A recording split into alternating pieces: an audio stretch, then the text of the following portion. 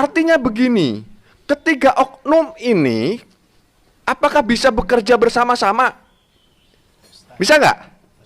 Mustahil. Makanya artinya apa? Bahwa Trinitas itu omong kosong.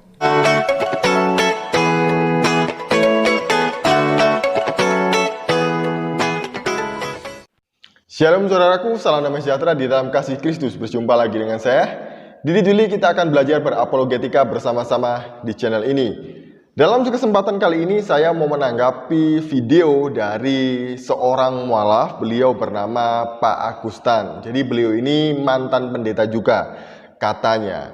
Nah, menarik dalam statementnya ketika beliau sedang menyampaikan ceramahnya. Nah, sebenarnya dalam video itu tidak hanya Pak Agustan saja, tapi ada beberapa ustadz dan beberapa mualaf yang punya channel YouTube gitu. Nah, tapi yang menarik yang saya mau tanggapi ini adalah apa yang disampaikan oleh Pak Agustan mengenai konsep Tritunggal itu omong kosong. Nah, sebelumnya mari kita melihat video berikut ini. Saya akan menyampaikan dengan satu analogi yang sering mereka pakai. Tapi ini analogi orang yang nggak ngerti tentunya. Ya, kalau kita ngerti ya itu omong kosong semua. Kalau saya berdiri begini, saya sebagai apa ini kira-kira? Sebagai guru bisa, sebagai moderator bisa, ya kan? Karena saya ngomong terus nih, moderator lah ya, anggap aja begitu. Tapi kalau saya keluar, terus saya bawa mobil, bawa angkot, ya. Orang memanggil saya Pak Supir, Pak Supir. Ya. Terus suatu saat lagi saya angkat-angkat semen nih, angkat-angkat semen. Orang memanggil saya kuli bangunan. Tapi orangnya satu. Lah itulah yang disebut oleh mereka Trinitas. Ini secara analogi. Tapi itu kan bagi orang yang nggak mengerti. Loh, waktu angkat-angkat itu loh, orang semenku sendiri kok. Iya kan? Istilahnya. Terus bawa kendaraan. Lah itu angkot, aku punya angkot 20 kok. Pas supirnya pulang saya bawa. Artinya begini, ketiga oknum ini apakah bisa bekerja bersama-sama? Bisa nggak? Mustahil. Makanya artinya apa? Bahwa Trinitas itu omong kosong. Bullshit. Ya. Jadi secara teologi sudah jelas, ya, secara dogmatika, doktrin sudah jelas, secara analogi ini saya sampaikan bahwa ini adalah bullshit, omong kosong. Ketiga oknum ini nggak mungkin bekerja bersama-sama, berbarengan, mana bisa. Nanti kalau kepepet yang muncul apa? Kan 100% Tuhan. Nah ini kepepet. Jadi dua hal 100% Tuhan, 100% manusia ini buat bumper doang. Buat bumper doang. Kalau saya melihat dan mendengar analogi yang disampaikan oleh Pak Agustan, itu saya sedikit bingung gitu ya. Saya juga mencerna baik-baik sebenarnya. Ini analogi kok jadi seperti ini ya. Bagaimana bisa menganalogikan Allah Tritunggal dengan pribadi seseorang gitu ya. Karena ini sangat jauh berbeda.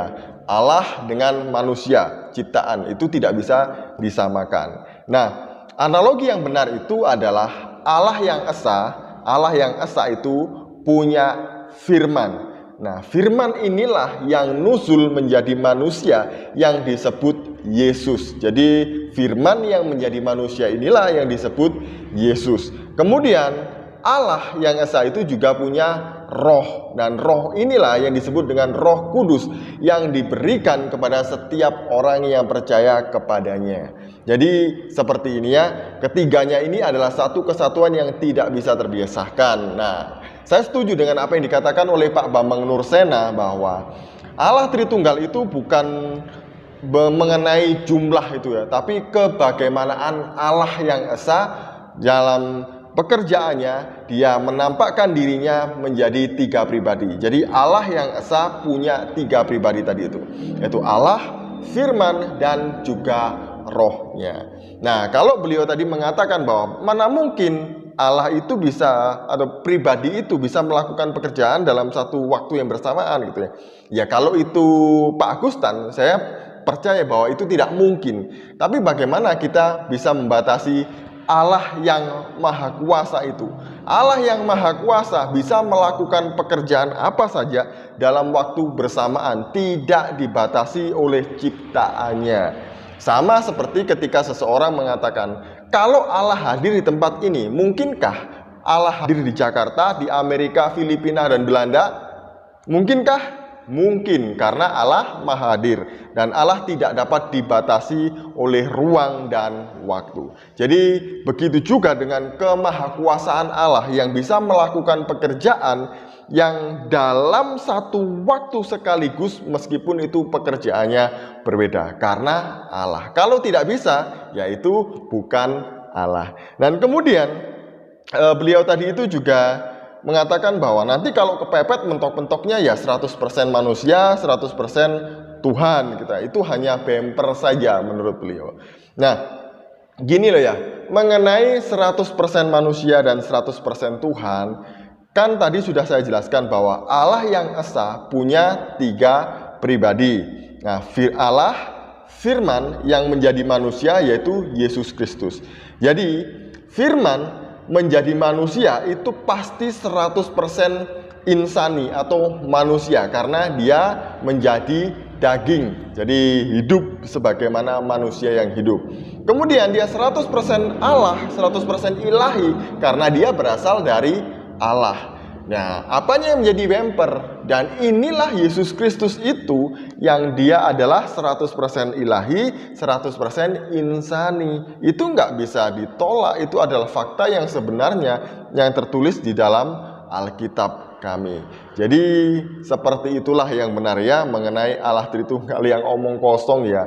Saya pikir mungkin Anda yang sedang beromong kosong, bukan Allah Tritunggal yang omong kosong. Kalau Anda sudah pindah menjadi Islam, ya sudahlah, jangan diungkit-ungkit lagi masalah kekristenan, jangan bahas lagi tentang masalah Kristen. Untuk apa? Apa untungnya bagi Bapak dan teman-teman Bapak begitu ya. Biarkan kami saja yang membahas ini, biarkan kami saja yang mempercayai ini, karena ini adalah memang iman kami, ini adalah kepercayaan kami. Jadi nggak usah mengungkit-ungkit masa lalu, nanti jatuh cinta lagi repot Bapak. Jadi seperti itu ya. Sekali lagi, semoga ini menjadi berkat bagi kita dan menambah wawasan bagi kita semuanya. Shalom, salam waras, Tuhan Yesus memberkati kita semuanya.